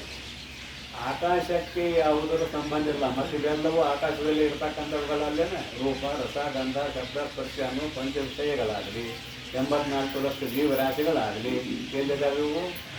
ಆಕಾಶದಲ್ಲಿ ಇದ್ದಾವೆ. ಆದರೆ ಆಕಾಶವು ಇವುಗಳೊಡನೆ ಕೂಡಿಕೊಂಡಿದೆಯೇ ಅಂತ ಪ್ರಶ್ನೆ ಮಾಡಿದರೆ ಕೂಡಿಕೊಂಡಿಲ್ಲ. ಇನ್ನು ಆಕಾಶಕ್ಕೂ ಆಕಾಶವಾಗಿರುವುದು ಆತ್ಮತತ್ವ. ಆತ್ಮತತ್ವ ಎಂಥದ್ದು? ಬಯಲಿಗೆ ಬಯಲು. ಬಯಲು ಅಂದರೆ ಆಕಾಶ, ಆಕಾಶ ಅಂದರೆ ಬಯಲು. ಬಯಲಿಗೆ ಬಯಲಾದದ್ದು ಆತ್ಮತತ್ವ. ಅದಕ್ಕೆ ಯಾವುದೇ ಪದಾರ್ಥದೊಡನೆ ಸಂಬಂಧ ಇದೆಯೇನು ಅಂದರೆ ಸಂಬಂಧ ಇಲ್ಲದೇ ಇಲ್ಲ. ಉದಾಹರಣೆ ಆಕಾಶ. ಸಂಬಂಧವೂ ಇಲ್ಲವೇ ಇಲ್ಲ. ಅದಕ್ಕಂದ್ರೂ ಈ ಇಷ್ಟೊತ್ತಿನವರೆಗೆ ಏನು ಹೇಳಿಲ್ಲ, ಶರೀರವನ್ನು ಮೊದಲು ಮಾಡಿಕೊಂಡು ಜೀವಾತ್ಮನವರೆಗೆ ಯಾವ ಯಾವ ವಸ್ತುಗಳನ್ನು ಹೇಳ್ಕೊಂಡು ಬಂದಿಯಲ್ಲ, ಆ ಎಲ್ಲ ವಸ್ತುಗಳೊಡನೆ ನೀನು ಎಂದೂ ಕೂಡಿಕೊಳ್ಳುವವರು ಅಲ್ಲ. ನಿನ್ನ ಸ್ವರೂಪ ಕೇವಲ ಅಖಂಡ ಚೇತನ. ನೀನು ಅವರೊಡನೆ ಅನುದಿನವೂ ಪ್ರತಿದಿನವೂ ಎಲ್ಲಿಯೂ ಬೇರೆಯೇ ಕೂಡಿಕೊಳ್ಳಲಾರಿ. ಯಾಕಂದ್ರೆ ನಿರಹಂಕಾರನು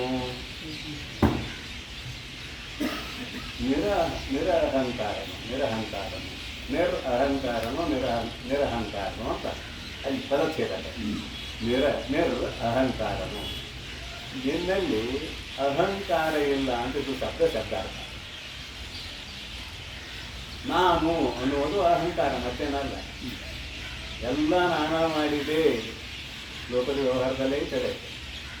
ಪ್ರತಿಯೊಬ್ಬನು ಇದನ್ನು ತಿಳ್ಕೊಂಡಿಲ್ಲ, ನನ್ನಿಂದನೇ ಎಲ್ಲ ನಡೆದದ ಅಂತ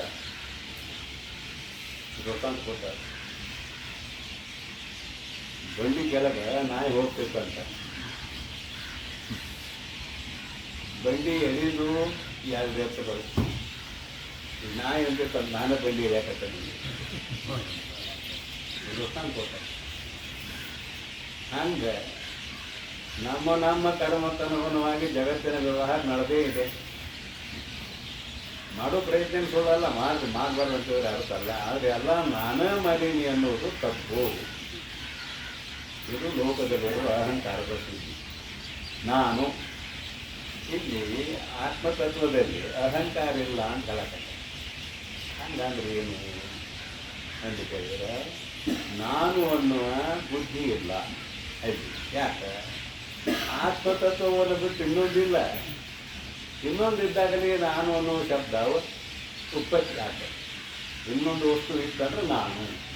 ಅದನ್ನು ಯುಷ್ಮತ್ ಅಸ್ಮತ್ ಅನ್ನೋ ಶಬ್ದದಿಂದ ಭಗವತ್ಪಾದರು ಹೇಳಿದ್ದಾರೆ ಅಂತ ಹೇಳಿದ್ದೇನೆ. ಯುಷ್ಮತ್ ಅಂದ್ರೆ ನೀನು, ಅಸ್ಮತ್ ಅಂದ್ರೆ ನಾನು.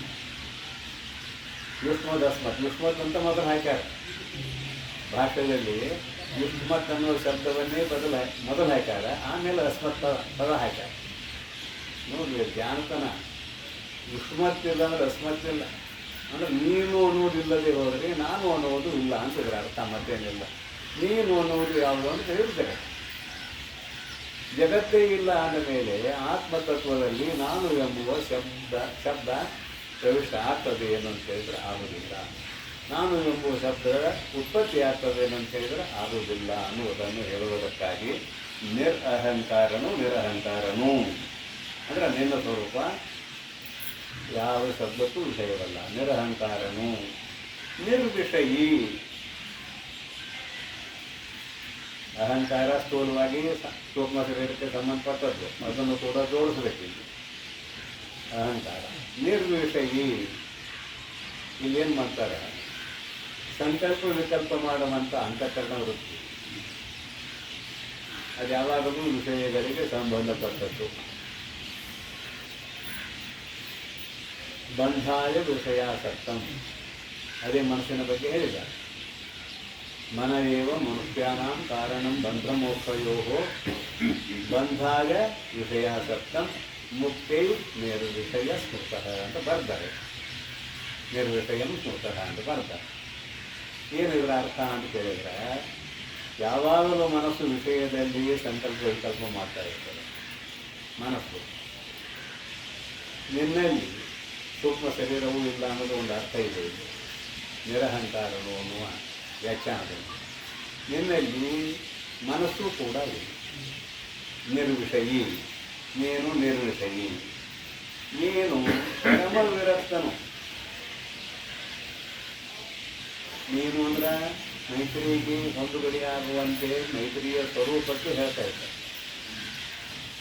ಆತ್ಮತತ್ವ, ನಿನ್ನ ಸ್ವರೂಪ ಆತ್ಮತತ್ವ. ನೀನು ಪರಮ ವಿರಕ್ತನು. ಇಲ್ಲಿ ಆತ್ಮತತ್ವ ಅಂದತತ್ವ ಪುಲ್ಲಿಂಗ ಬಂದಿದೆ ಅಂತ. ನೀನು ಪರಮ ವಿರಕ್ತನು.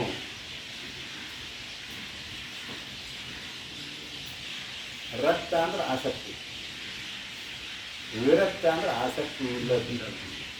ಯಾವುದೇ ವಸ್ತುವಿನಲ್ಲಿ ನನಗೆ ಆಸೆಯ ಲವಲೇಶವೂ ಇಲ್ಲ ಅಂದ್ರೆ ಆತ್ಮತತ್ವಕ್ಕೆ ಯಾವುದೇ ವಿಷಯದಲ್ಲಿ ಆಸಕ್ತಿ ಇಲ್ಲ. ಮೊದಲೇ ಹೇಳಿದಾರೆ. ಅದು ಹೇಳಿದ್ದೆ ಹೇಳೋದು ಬೇರೆ ಬೇರೆ ರೀತಿಯಿಂದ ಹೇಳ್ತಾರೆ. ಬೇರೆ ಬೇರೆ ರೀತಿಯಿಂದ ಯಾಕೆ ಹೇಳ್ತಾರೆ ಅಂತ ಕೇಳಿರ್ತಾರೆ. ಆತ್ಮತತ್ವ ಅತೀಂದ್ರಿಯವಾದದ್ದು, ಇಂದ್ರಿಯಗಳಿಗೆ ಗೋಚರ ಅಲ್ಲ. ಮತ್ತೊಂದು ರೀತಿಯಿಂದ ಅದನ್ನು ತಿಳಿಸುವ ಪ್ರಯತ್ನ ಮಾಡ್ಯಾರ ನಮ್ಮ ಹಿರಿಯರು, ಮತ್ತೇನಲ್ಲ. ನೀನು ನಿರ್ವಿಷಯ ಅಂದರು. ಆಮೇಲೆ ನೀನು ವಿರಕ್ತನು ಅಂದರು. ಇನ್ನೊಂದಿದ್ರೆ ಆಸಕ್ತಿ ಉಂಟಾದೀತು, ಇನ್ನೊಂದು ಇಲ್ಲ ಆಸಕ್ತಿ ಹೆಂಗೆ ಉಂಟಾಗ್ತತಿ? ಪರಂತು ಬೇರೆ ಬೇರೆ ಶಬ್ದಗಳನ್ನು ಉಪಯೋಗ ಮಾಡಿ ಒಂದೇ ವಿಷಯವನ್ನು ಹೇಳ್ತಾರೆ. ಇದನ್ನು ಭಗವತ್ಪಾದ ಒಂದು ಕಡೆ ಬರೀತಾರೆ, ಈಶಾವಾಸ್ಯೋಪನಿಷತ್ನಲ್ಲಿ ಭಾಷೆ ಬರೆಯುವಾಗ. ನಹಿ ಮಂತ್ರಾಣಾಂ ಜಾಮಿತ ಅಸ್ತಿ. ಮಂತ್ರಗಳು ಹೇಳಿದ್ದನ್ನೇ ಹೇಳ್ತಾವಲ್ಲ. ತದೀಜತಿ ತನ್ನೈಜತಿ ತದ್ದೂರಿ ತದ್ವಂತಿಕೆ ತದಂತರಸ್ಯ ಸರ್ವಸ್ಯ ತದು ಸರ್ವಸ್ಯ ಬಾಹ್ಯತಃ ತದ್ಧಾವತೋ ಜ್ಞಾನತ್ಯೇತಿ ತಸ್ಮಿನ್ ಅತೋ ಮಾತರಿತ್ವ ದಧಾತಿ. ಅಲ್ಲಿ ಮಂತ್ರಗಳು ಹೇಳಿದ್ದನ್ನೇ ಹೇಳ್ತಾ ಇರ್ತಾವೆ. ಆವಾಗ ಪೂರ್ವ ಪಕ್ಷಿ ಕೇಳ್ತಾನ, ಏನು ಹೇಳಿದ್ದನ್ನು ಎರಡು ಸಲ ಹೇಳತ್ತೆ. ಅದಕ್ಕೆ ಭಗವತ್ಪಾದರಂತಾರೆ, ನಹಿ ಮಂತ್ರಾಣಾಂ ಜಾಮಿತ ಅಸ್ತಿ. ಮಂತ್ರಗಳಿಗೆ ಹೇಳಿದ್ದನ್ನು ಹೇಳುವುದರಲ್ಲಿ ಬೇಸರವಿಲ್ಲ. ಯಾಕಂದ್ರೆ ವಿವರಣೆ. ಆತ್ಮತತ್ವವು ಅತ್ಯಂತ ಸೂಕ್ಷ್ಮವಾಗಿರುವುದರಿಂದ, ಇಂದ್ರಿಯಗಳಿಗೆ ಗೋಚರ ಅಲ್ಲದ್ದರಿಂದ, ಪ್ರತ್ಯಕ್ಷಾದಿ 6 ಪ್ರಮಾಣಗಳಿಗೆ ವಿಷಯವಲ್ಲದ್ದರಿಂದ ಹೇಳಿದ್ದನ್ನೇ ಮತ್ತೊಂದು ರೀತಿಯಿಂದ ಹೇಳುವ ವಾಡಿಕೆ ಸಾಗಿ ಬಂದಿದೆ. ಅದಕ್ಕೆ ಹೇಳಿದ್ದನ್ನೇ ಇನ್ನೊಂದು ರೀತಿಯಿಂದ ಹೇಳಕತ್ತಿಲ್ಲ, ಮತ್ತೇನಿಲ್ಲ. ನೀನು ಪರಮ ವಿರಕ್ತನು, ನಿನ್ನಲ್ಲಿ ಆಸಕ್ತಿ ಅಂದ್ರಪ್ಪ, ವಿಷಯಗಳಲ್ಲಿ ನಿನ್ನಲ್ಲಿ ಆಸಕ್ತಿ ಇಲ್ಲ. ವಿಷಯಗಳಲ್ಲಿ ಆಸಕ್ತಿಯನ್ನು ಮಾಡುವುದು ನಿನ್ನ ಸ್ವರೂಪವೂ ಅಲ್ಲ. ಮುಂದಿದ್ದು ವಿರಕ್ತನು, ಅತ್ಯಂತ ಶುದ್ಧನು. ಆತ್ಮತತ್ವ ಒಂದೇ ಶುದ್ಧ, ಅದನ್ನು ಬಿಟ್ಟು ಉಳಿದಿದ್ದೆಲ್ಲವೂ ಅಶುದ್ಧ. ಪರಂತು ವಿಚಾರ ಮಾಡುವಂದಿದ್ದ ನಮಗೆಲ್ಲ ಶುದ್ಧವಾಗಿ ಕಾಣ್ತಾ ಇದೆ. ಪ್ರಪಂಚದ ಎಲ್ಲ ಪದಾರ್ಥಗಳು ಶುದ್ಧವಾಗಿ ಕಾಣುತ್ತವೆ. ಯಾವಾಗ? ಬೇಕಾದಾಗ, ನಿಮಗೆ ಬೇಕಾದಾಗ. ನಿಮಗೆ ಬೇಡಾದು ಅಂದ್ರೆ ಅಶುದ್ಧವಾಗಿ ಕಾಣ್ತವೆ. ಅದರ ದೋಷ ಅದೇನೋ ದ್ರಾಕ್ಷಿ ಹುಳಿಯುತ್ತಂತಂದ ನದಿ. ಯಾವಾಗಂತೂ ಪ್ರಯತ್ನ ಮಾಡಿ ಹಿಡ್ಕೊಳ್ಳಾಕ ಬಾಯಿ ಸಿಗಲಿಲ್ಲ, ಹುಳಿ ಬಿಡು ನದಿ ಅಂತ. ಹಂಗೆ ಬ್ಯಾಡ ಅಂದಾಗ ಅದು ಅಶುದ್ಧ ಅನ್ನೋರು ನಾವು. ಅದರ ಸ್ವರೂಪವೇ ಅಶುದ್ಧ ಐತಿ ಕರೆ. ಬೇಕಾದಾಗ ಅಶುದ್ಧವಾದದ್ದು ಶುದ್ಧವಾಗಿ ಕಾಣುತ್ತೆ. ಗೊತ್ತಾಗತ್ತಿಲ್ಲ, ಏನು ಭಾಳವಾದ ವಿಷಯ ಎಲ್ಲ ಇದೆ. ಆತ್ಮತತ್ವ ಒಂದೇ ಶುದ್ಧ, ನಿತ್ಯ ಶುದ್ಧ ಬುದ್ಧ ಮುಖ್ಯ ಕರ್ಕೊಂಡು ಬಂದಾರೆ ಆತ್ಮತತ್ವದ ವಿಷಯವನ್ನು. ಆತ್ಮತತ್ವ ಒಂದೇ ಶುದ್ಧ. ನಿರ್ದೋಷಂ ಹಿ ಸಮಂ ಬ್ರಹ್ಮ, ನಿರ್ದೋಷಂ ಹಿ ಸಮಂ ಬ್ರಹ್ಮ. ಎಲ್ಲದರಲ್ಲಿ ಹಾಸು ಹೊಕ್ಕಾಗಿ ತುಂಬಿರುವಂತಹ ಬ್ರಹ್ಮ ನಿರ್ದೋಷಾತ್ಮಕವಾದದ್ದು. ಅದರಲ್ಲಿ ದೋಷದ ಲವಲೇಶವೂ ಇಲ್ಲ. ಅದಕ್ಕೆ ಅತ್ಯಂತ ಶುದ್ಧ. ಇದಕ್ಕೆ ಬರೆದರು, ಮಲದೆರಡರದೆಸುಗೆ, ಮಲದ ಭಾಂಡ, ಅಮೇಧ್ಯದ ಹರಿಕೆ, ಮೂಸದ ತುಳಿಕೆ, ಎಲುವಿನ ಗಡಿಕೆ, ಎಲುವಿನ ಹಂದರ, ತೊಗಲಿನ ಚೀಲದ ಒಳಗೆ ಏನೇನೋ ತಂದು ಇನ್ನೊಂದು ಗೊಂಬೆ ಮಾಡಿಟ್ಟಿದ್ದಾನು. ಇದೆಲ್ಲ ಪಡ್ಕೊಂಡು ಬಂದರು. ನಮ್ಮ ಸೇರಿರೋ ನಮಗೆ ಮಲದ ಭಾಂಡವಾಗಿ ತಂದಿದೆಯೇ? ತಂದಿಲ್ಲ. ಮತ್ತು ಅದು ಹೃದಯ ಮಲದ ಭಾಂಡ ಕರೆ ಏನು ಮಾಡುವುದು? ನಿನ್ನ ಚಿದ್ರಮೇ ಅನ್ವಯ ಆಗುವುದೇ ಇದೆ. ನಿನ್ನ ಚಿದ್ರಮೇ ಅಶುದ್ಧವಾದದ್ದು ಶುದ್ಧವಾಗಿ ಕಾಣುತ್ತಿದೆ. ನಿನ್ನ ಚಿದ್ರಮೇ. ಬೇರೆ ದೃಷ್ಟಾಂತ ಕೊಡೋದೇ ಬೇಡ, ನಮ್ಮ ಶರೀರದ ದೃಷ್ಟಾಂತವನ್ನೇ ಕೊಡೋಣ. ಈ ಶರೀರವನ್ನು ನೋಡಿ ಯಾವನಿಗೆ ಇದರಲ್ಲಿ ವೈರಾಗ್ಯವು ಬಂದಿಲ್ಲವೋ ಅವನಿಗೆ ಬೇರೆ ವೈರಾಗ್ಯಕ್ಕೆ ಕಾರಣ ಹೇಳಬೇಕಾಗಿಲ್ಲ ಅಂತ. ಪ್ರಾಪಂಚಿಕ ವಿಷಯಗಳಲ್ಲಿ ವೈರಾಗ್ಯವನ್ನು ಹೊಂದು ಎಂದು ಹೇಳುವುದಕ್ಕೆ ಬೇರೆ ಉದಾಹರಣೆಯನ್ನು ಕೊಡಬೇಕಾಗಿಲ್ಲ. ತನ್ನ ಶರೀರವನ್ನೇ ನೋಡಿ ಯಾವನಿಗೆ ವೈರಾಗ್ಯ ಬಂದಿಲ್ಲವೋ ಅವನಿಗೆ ಈ ನೀರಿಗೂ ವೈರಾಗ್ಯ ಬರುವುದು. ತಾಯಿ ದಂಡೆಗಳ ರೇಸೋ ರಕ್ತದ ಮೇಲನ ರೂಪದಿಂದ ಹುಟ್ಟಿದ್ದು. ಯದುಗುಲಂತಾರ, ಎಲೈ ತನುವೇ ಮುಂದಿನಂತೆ ನನಗೆ ನಿನಗೆ ಸಮರ್ಥ ಬೇಡ, ಮಲಬೆರಳರು ಬೆಸುವುದೇನು ಅತಿ ಶುದ್ಧ ನಾನು ಬೇಡ, ನಿನಗೆ ನನಗೆ ಗೆಳತನ. ಯಾವಾಗಿದು? ತತ್ವಜ್ಞಾನದ. ತತ್ವಜ್ಞಾನ ಆಗೋಕ್ಕಿಂತ ಮುಂಚೆ ಇದೇ ನಾನು. ಅನ್ನುವಂಥದ್ದು ಅಭಿಪ್ರಾಯ. ಇಲ್ಲೇನು ಬರೆದ್ರು ಶುದ್ಧನು. ಶುದ್ಧ ಅಂದರೆ ಯಾವುದೇ ದೋಷ ಆತ್ಮತತ್ವದಲ್ಲಿ ಇಲ್ಲ. ಪರಾತ್ಪರ ಬೊಮ್ಮ ಬೋಧ ಸ್ವರೂಪನು. ಪರಾತ್ಪರ ಬೊಮ್ಮ, ಇದು ಕನ್ನಡದಲ್ಲಿ ಬ್ರಹ್ಮ ಇದ್ದದನ್ನು ಬೊಮ್ಮ ಅಂತ ಬರೆಯುವ ವಾಡಿಕೆ ಇದೆ, ಎಲ್ಲರಿಗೂ ಗೊತ್ತಿದೆ. ಪರಾತ್ಪರ ಶಬ್ದ ಹಾಕಿದ್ದಾರೆ. ಪರಾತ್ಪರ ಅಂದರೆ ಒಂದಕ್ಕಿಂತ ಒಂದು ಶ್ರೇಷ್ಠ ಅಂತ ಹೇಳ್ಕೊಂಡ್ಬಹುದಾದ, ಇದಕ್ಕಿಂತಲೂ ಆತ್ಮತತ್ವಕ್ಕಿಂತಲೂ ಶ್ರೇಷ್ಠವಾದ ವಸ್ತು ಇನ್ನೊಂದಿಲ್ಲ. ಸಾ ಪರಾಗತಿ ಅನ್ನುವಂಥದ್ದು ಉಪನಿಷತ್ತಿನಲ್ಲಿ ಬರುವಂಥದ್ದು. ಇಂದ್ರಿಯೇಭ್ಯೋ ಪರಾಕರ್ತಾರ ಅರ್ಥೇಭ್ಯ ಪರಮನಃ ಮನಸ್ಸಸ್ತು ಪರಾಬುದ್ಧಿ ಬುದ್ಧೇರಾತ್ಮ ಮಹಾಂತರಃ ಮಹತಃ ಪರಂ ಅವ್ಯಕ್ತಂ ಅವ್ಯಕ್ತಾ ಪುರುಷಃ ಪರಃ ಸಾ ಪರಾಗತಿ ಅಂತ ಕಠೋಪನಿಷತ್ತಿನಲ್ಲಿ ಇದರ ವಿವರಣೆ ಇದೆ. ಪರಾತ್ಪರ ಅನ್ನೋದಕ್ಕೆ ವಿವರಣೆ ಇದೆ ಕಠೋಪನಿಷತ್ತು. ತೃತೀಯ ಪ್ರಮಾಣ ವಿಷಯಕ್ಕೆ ಶ್ರೀಮಂತ ದುರ್ಯೋಧನರು ಅಖಿಲರಿಗೆ ತೃತೀಯ ಪ್ರಮಾಣ ಅಂತ ಪ್ರತಿಜ್ಞೆ ಮಾಡಿದ್ದಾರೆ. ಅನುಭವ ಸಾಧ್ಯತೆ ಎಲ್ಲ ಗ್ರಂಥಗಳಲ್ಲಿ ಅವರು ತೃತೀಯ ಪ್ರಮಾಣವನ್ನು ಇಟ್ಟುಕೊಂಡೇ ಬರೆದಿದ್ದಾರೆ. ತೃತೀಯ ಪ್ರಮಾಣಕ್ಕೆ ವಿರುದ್ಧವಾಗಿ ಏನೂ ಬರೆದಿಲ್ಲ. ಅವ್ರು ಬರೆಯೋದಕ್ಕೆಲ್ಲ ಶ್ರುತಿಗಳು ಇದ್ದೇ ಇಲ್ಲ. ಅವ್ನು ಹುಡುಕಿಯನ್ನು ಜೋಡಿಸ್ಬೇಕಷ್ಟೇ ನಮ್ಮ ಕೆಲಸ. ಇಲ್ಲಿ ಪರಾತ್ಪರ ಅಂದ್ರಲ್ಲ.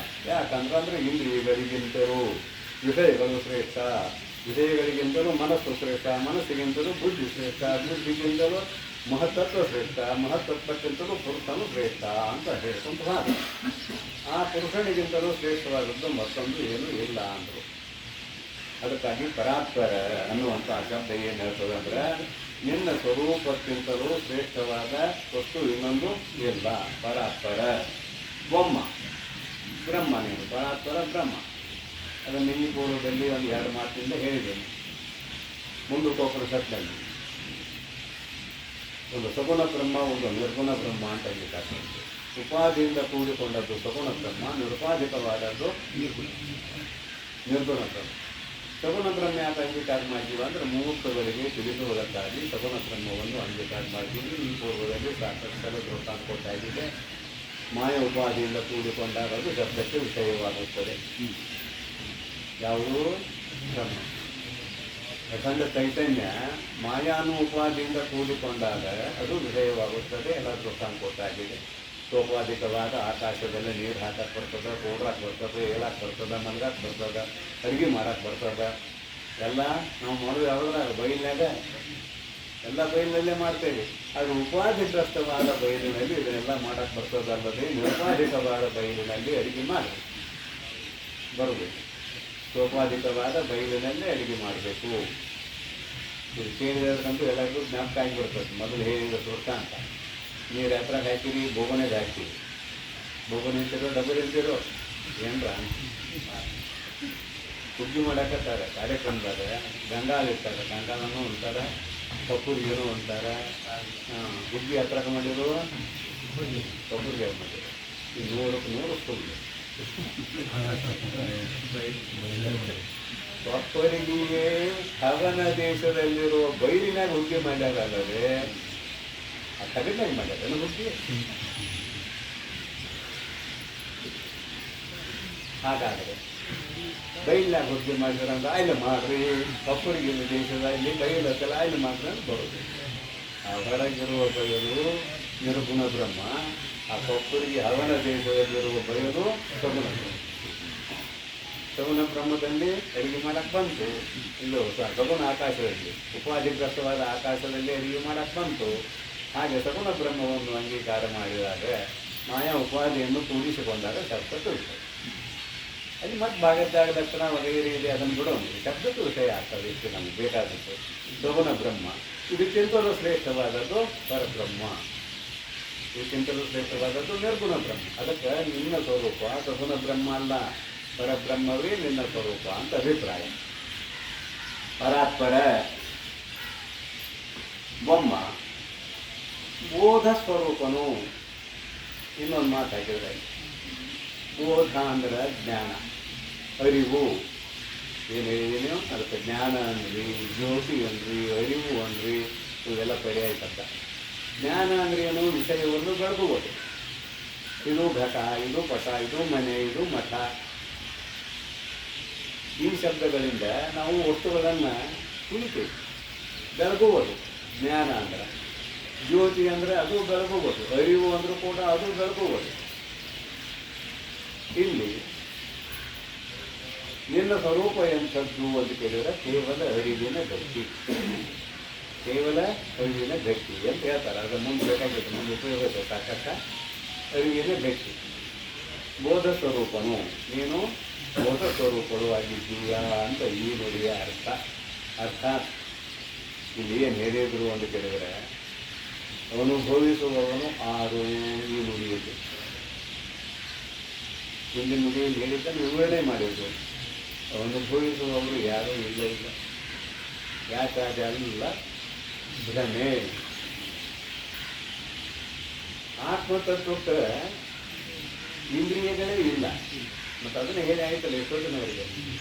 ಇಂದ್ರಿಯಗಳೇ ಇಲ್ಲ, ಶರೀರವೇ ಇಲ್ಲ, ಅಥವಾ ಸುಖ ದುಃಖ ಅನುಭವಿಸಲಿಕ್ಕೆ ಬರ್ತದೆ ಇಲ್ಲ. ಆತ್ಮವೇ ನಿತ್ಯ ಸುಖ ಸ್ವರೂಪವಿದೆ, ಇನ್ನೊಂದನ್ನು ಅನುಭವಿಸ್ತೇನಿದೆ, ಅನುಭವಿಸುವುದಾಗಿಲ್ಲ ಇಲ್ಲ. ನಿನ್ನ ಸ್ವರೂಪದಲ್ಲಿ ಸುಖ ದುಃಖಾದಿಗಳನ್ನು ಅನುಭವಿಸುವ ತನ ಇಲ್ಲವೇ ಇಲ್ಲ. ಈ ಶರೀರದಲ್ಲಿ ಇದ್ದುಕೊಂಡು ವಿಷಯಗಳನ್ನು ಅನುಭವಿಸುವವರು ಆರು ಅಂತ ಕೇಳಿದೆಲ್ಲ. ಇದು ನಿನ್ನ ಚಿದ್ಭ್ರಮೆ. ನಿನ್ನ ಚಿದ್ಭ್ರಮೆ ಅಂದರೆ ಜಡ ವಸ್ತುವಿನಲ್ಲಿ ನಿನ್ನನ್ನು ನೀನು ಆರೋಪ ಮಾಡಿಕೊಂಡಾಗ ಕೇಳುವ ಮಾತುಗಳು. ಇದು ನಿನ್ನ ಚಿದ್ಭ್ರಮೆ.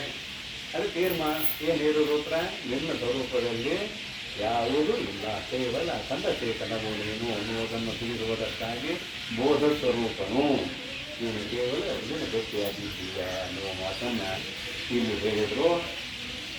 ನಾನು ಕೇವಲ ಅರಿವಿನ ಗಟ್ಟಿ ಅಂದರೆ ಮುಂದಿನ ನನ್ನನ್ನು ನಾನು ಮರೆತಿದ್ದೇನೆ ಅಂತ ಕೇಳಿದ್ದಾರೆ. ನಾನು ಯಾರೋ ನನಗೆ ಗೊತ್ತಿಲ್ಲ. ಅದಕ್ಕೆ ಉತ್ತರ ಕೊಡ್ತಾರೆ ಏನಂತ, ನೀನು ಅರಿವಿನ ಗಟ್ಟಿ, ನನ್ನನ್ನು ನಾನು ಮರೆತಿದ್ದೇನೆ ಅಂತ ಏನು ಹೇಳಿದಿಲ್ಲ. ಇದು ಸುಳ್ಳು ಅಂತಾರೆ. ಇದು ಸುಳ್ಳು. ಈ ಮರಿವೆ ಅನ್ನೋದೊಂದು ಇದೆ, ಅದನ್ನು ಹೇಳಿದ್ದೀನಿ. ಮರಿವೆ ಅನ್ನೋದೊಂದು ಪರಮಾತ್ಮ ಕೊಟ್ಟಾನ. ಎರಡು ಮಾತು ಹೊರಗಡೆ ಲೌಕಿಕ ದೃಷ್ಟಿಯಿಂದ ಮರಿವೆ ವರ, ಪಾರಮಾರ್ಥಕ ದೃಷ್ಟಿಯಿಂದ ಮರಿವೆ ಶಾಪ. ಅರ್ಥಾತ್ ಲೌಕಿಕ ದೃಷ್ಟಿಯಲ್ಲಿ ಏನೆಲ್ಲ ಘಟನೆಗಳು ನಡೆಸುತ್ತವೆ ನಮ್ಮ ಜೀವನದಲ್ಲಿ, ಅವುಗಳನ್ನು ಮರೆಯದೇ ಹೋದರೆ ಜೀವನ ಮಾಡಲಿಕ್ಕೆ ಆಗುವುದಿಲ್ಲ. ಮರಿಬೇಕವು. ಮಗ ಸಾಕಾಗುದ, ಒಬ್ಬ ಮಗ ಇದ್ದ ಸಾಕ. ಎಷ್ಟೇನು ಚಿಂತೆ ಮಾಡಿದ್ರು ಬರ್ತಾನೆ ನಾವು, ಬರೀ ಸಾಯಬೇಕು ಇವು. ಅದಕ್ಕೆ ಯಾಕೆ ಹೊರಟಿದೆಪ್ಪ, ಏನು ಚಿಂತೆ ಮಾಡೋದು ಬೇಡ, ಅದನ್ನು ಮರಿಬೇಕು ಅಂತ ಬುದ್ಧಿ ಹೇಳ್ತಾ ಇದ್ದೇನೆ. ಅದಕ್ಕೆ ಲೌಕಿಕವಾಗಿ ಮರೆವೇ ವರ, ಅದೇ ಪಾರಮಾರ್ಥಿಕವಾಗಿ ಶಾಪ. ನಮ್ಮನ್ನು ನಾವು ಮರೆತಿದ್ದ ಈ ದುಃಖ ಕಾರಣ. ದುಃಖಕ್ಕೆ ಕಾರಣ ಯಾವುದು? ಜನ್ಮ ಮರಣ ರೂಪ ದುಃಖವನ್ನು ಅನುಭವಿಸುವುದಕ್ಕೆ ಕಾರಣ ಏನು? ನಮ್ಮನ್ನು ನಾವು ಮರೆತದ್ದೇ ಕಾರಣ, ಮತ್ತೇನಿಲ್ಲ. ಅದಕ್ಕಾಗಿ ಪಾರಮಾರ್ಥಿಕವಾಗಿ ಮರೆವೆ ಎಂಬುವುದು ಶಾಪ. ಇಲ್ಲಿ ಮೈತ್ರಿ ನಾನಾರೋ ನನಗೆ ತಿಳಿಯದು, ಅದನ್ನು ನನಗೆ ತಿಳಿಸುತ್ತದೋ ಅಂದಲ್ಲ ಅಂತ ನಾವು ಊಹೆ ಮಾಡಬೇಕು. ಅದಕ್ಕೆ ಹೇಳ್ತಾ ಇದ್ದಾರೆ ಇಲ್ಲಿ ಅರಿವಿನ ವ್ಯಕ್ತಿ ಅಂದ್ರಿ, ನಾನು ನನ್ನನ್ನು ಮರೆತಿದ್ದೇನಲ್ಲ ಅಂದಳ. ಈ ಶಾಸ್ತ್ರ ಆರಂಭ ಆಗ್ಬೇಕಾದ್ರೆ ಬೇಕಾಗಿ ದೋಷ ಇರಬೇಕು. ದೋಷ ಇದ್ರೆ ಶಾಸ್ತ್ರ ಆರಂಭ ಆಗೋದಿಲ್ಲ. ನಾನು ಅರಿವಿನ ವ್ಯಕ್ತಿ ಅಂತ ತಿಳ್ಕೊಂಡ್ಬಿಟ್ರೆ ಶಾಸ್ತ್ರ ಮುಗಿದಿತ್ತಲ್ಲ.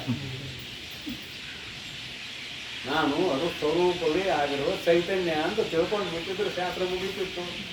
ಅದು ಶಾಸ್ತ್ರ ಮುಗಿದಿಲ್ಲ, ಮತ್ತು ಪಾಚಿ ಹೆಚ್ಚಿದ್ರು.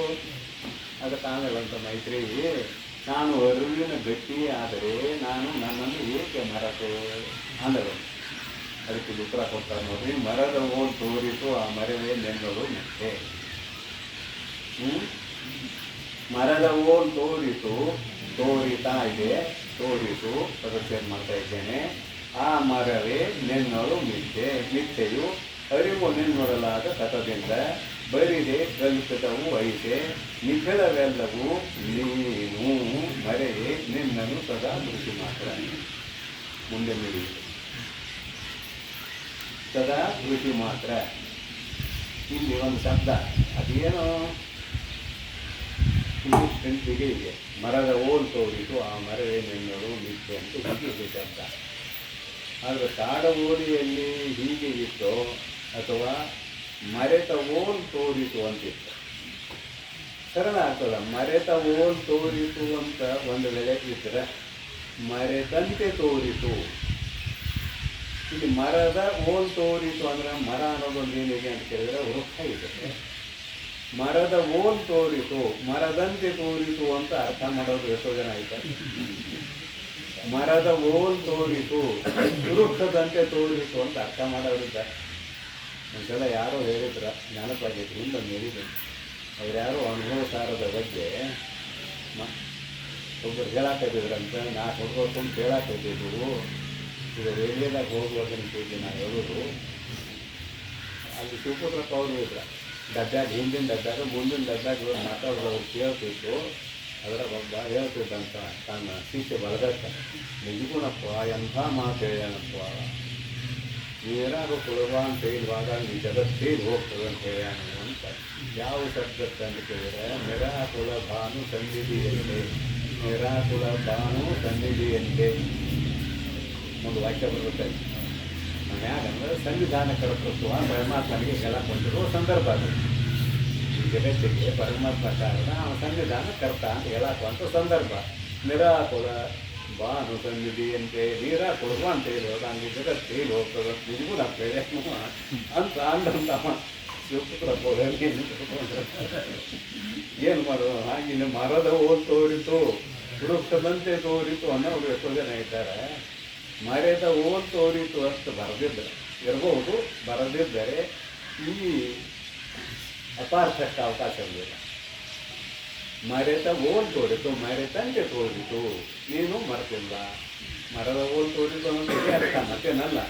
ಮರೆತಂತೆ ತೋರಿತು, ನೀನು ನಿನ್ನನ್ನು ಮರೆತಿಲ್ಲ. ಯಾಕಂದ್ರೆ ಅರಿವು ನಿನ್ನೊಡಲಾದ ಕಥೆಗಳು.